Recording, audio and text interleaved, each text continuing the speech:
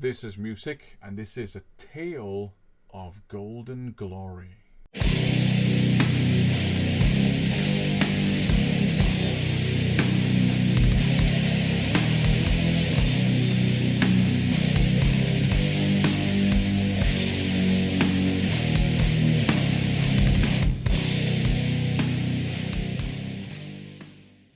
Welcome to another Bitten by Lovebites video. In these videos, I share with you song by song my impressions of the CDs, the albums, the EPs, whatever stuff I have in my collection by the power metal band Lovebites.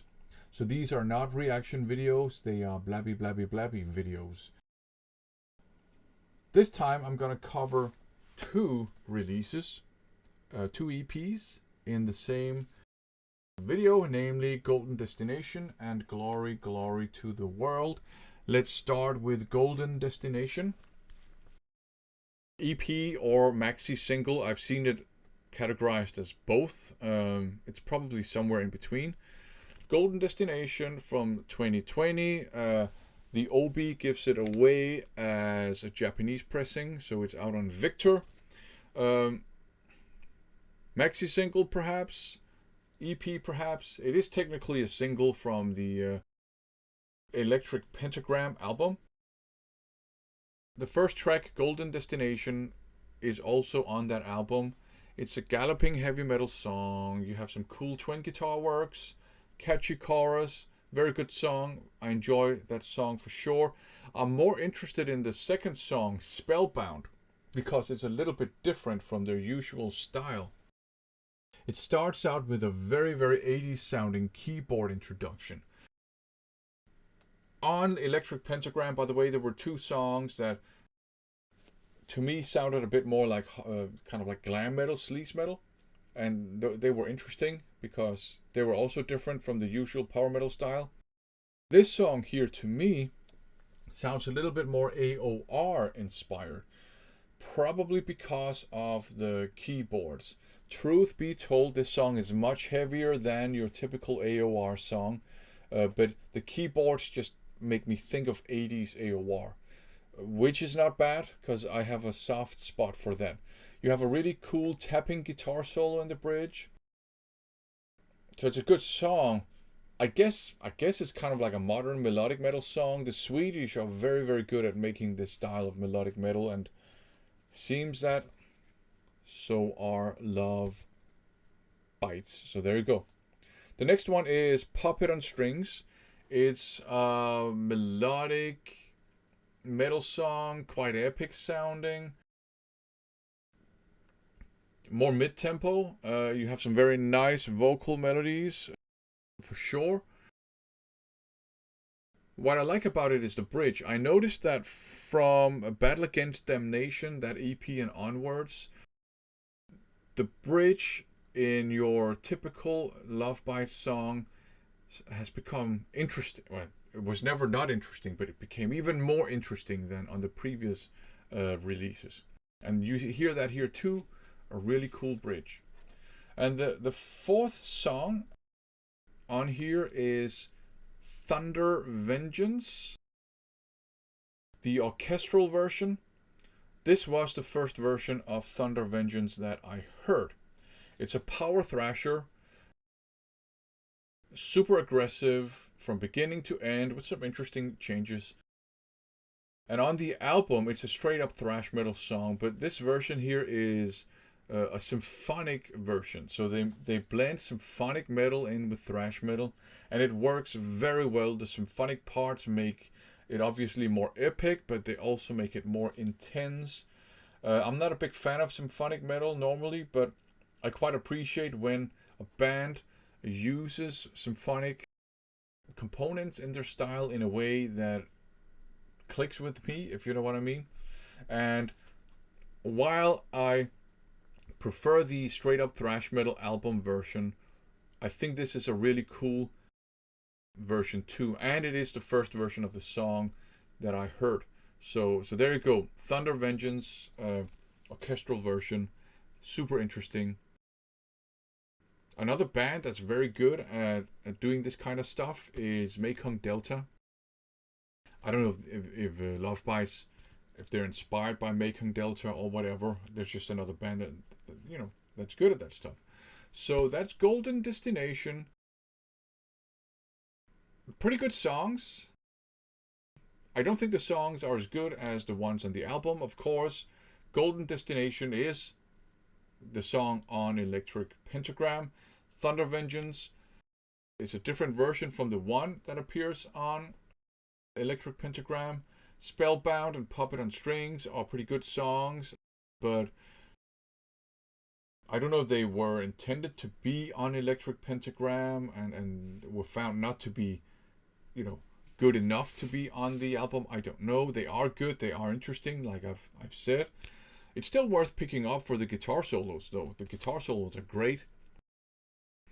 And it's a nice, 25 minutes or so of power metal. So if you just need a quick fix of power metal, there you go. The next one is Glory, Glory to the World from 2021. As you can see, there's an obi on here too. So it's a Japanese pressing out on Victor. This is an EP proper, I would say. Not a maxi single or anything like that. So the title track, Glory, Glory to the World, is a symphonic power metal song. You have some excellent cymbal work by Haruna on the drums. Fantastic, fantastic cymbal work and double bass drum work too. You have a big, cheesy, catchy chorus, and I actually love that chorus. Power metal to me has become too cheesy. That's why I don't like a lot of modern European power metal. I've said this a couple of times before. Lovebites saved power metal for me because they showed me that power metal doesn't have to be wimpy. You can make powerful power metal. It's still possible. But I've always liked in old power metal too the cheesy Schlager style sing along choruses. They're cheesy but not too cheesy, right? They're like a nice layer of cheese and a good cheeseburger, right? But not low quality cheese, if that makes any sense. I think Glory to the World is a fantastic song, and it showcases just how excellent musicians all of these ladies are. So that's great. The second song on this EP is called No Time to Hesitate. It's what I call a motorcycle rock or motorcycle metal song in the beginning, but it becomes increasingly epic, which I like. I like that kind of change. Kind of a mid-tempo song. You have a quite heavy guitar solo. I like that. Again, lots of really nice and interesting details on the cymbals. So there you go. The vocal lines in the pre-chorus are pretty catchy, and next time you listen to the song, notice how they sneak in your J-rock disco drum beats, and it works in this song, I have to say. So that's great. You have some rocking guitar solos, and this is interesting to me. I don't know if anybody picked up on this. Maybe it's just me who's weird. Kind of the background riff, the backdrop, the composition, the background instrumentation, whatever you want to call it, that serves as the backdrop for the guitar solos. It reminds me a bit of Phantom of the Opera, and I'm not talking the Maiden song. I'm talking the main theme from Andrew Lloyd Webber's musical. You have this kind of chromatic chord progression. I don't know if that's the case. If it is, I actually think it's pretty cool, because I quite like that production of Phantom of the Opera. So I just think it's a cool detail. Maybe it's me who's weird, I don't know. In any case, it's another excellent song, No Time to Hesitate. It's followed by Paranoia. It starts out with a kind of a cinematic sounding and also kind of gothic sounding intro. When the song kicks in, it's a power thrash song, and just like the version of Thunder Vengeance that's on here, it's a symphonic power thrasher. So again, think maybe Mekong Delta or something like that. I don't know. That's, well, whatever. It has some really aggressive riffage, and it works well with the symphonic elements. You have really, really powerful vocals in the chorus, and you have some rocking guitar solos. And again, this song showcases what a great drummer Haruna is and how she pays attention to detail. I really enjoy that.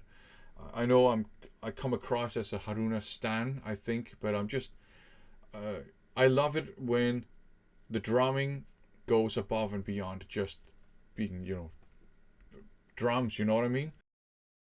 That's also why I'm a fan of Mike Portnoy, why I'm a fan of Murata Tamu from Nemophila, and Akane from Bandmate, and all those drummers who are great at these details.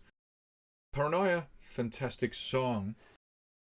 And it's followed by the last song on this EP, and that song is called Dystopia Symphony. So here they embrace the symphonic part, even in the title. Although it's kind of a thrashy song. It is a power metal song, but it has some thrashy elements. It's not as thrashy as Paranoia or Thunder Vengeance, but there's a little bit of thrash there, I would say. Of course, you have some symphonic elements. Again, lots of cool, simple work. Mid-range vocals that work really well, especially in the pre-chorus and in the chorus as well.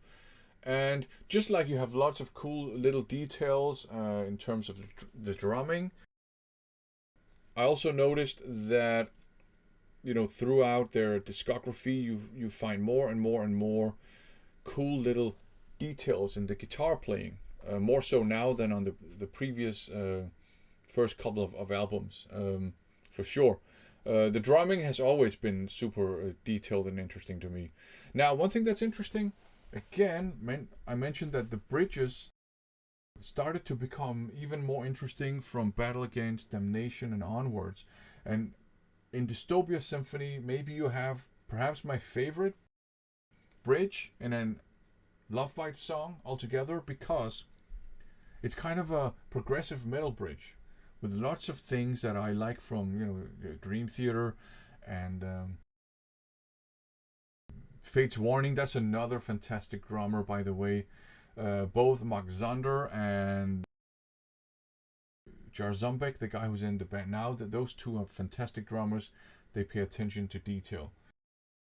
But anyways,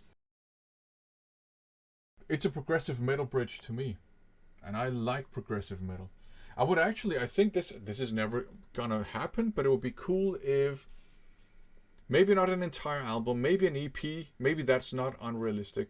It would be cool, just like you have like this EP here, and maybe maxi single or whatever.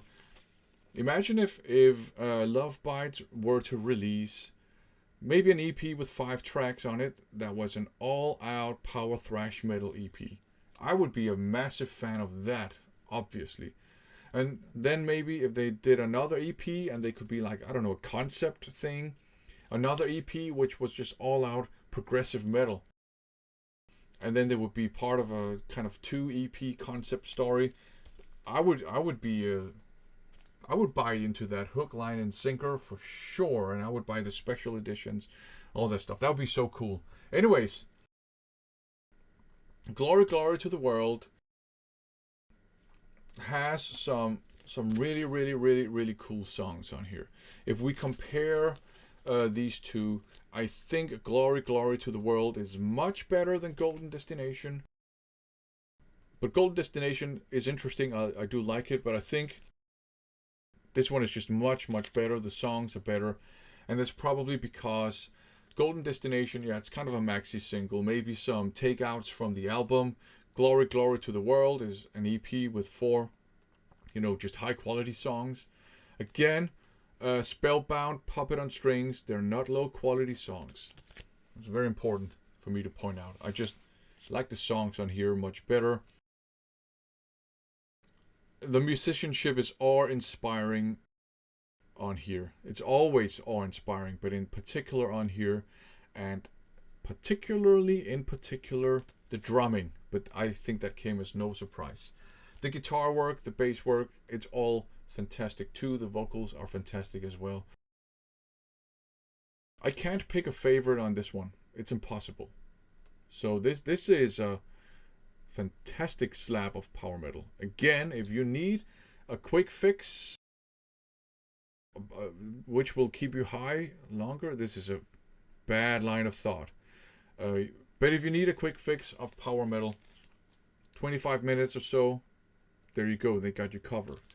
So both of these are great. This one is interesting. I do like Spellbound for sure. This one is just amazing. I love it. So there you go. Lovebites, they saved power metal for me. That's for sure. I would love it if they did an EP all out power thrash, and if they did an EP all out prog power metal. They don't have to do that because these are great too. So there you go. 2 awesome Lovebites EPs. If you like power metal, do check out Lovebites. They are a fantastic band. Thanks for watching.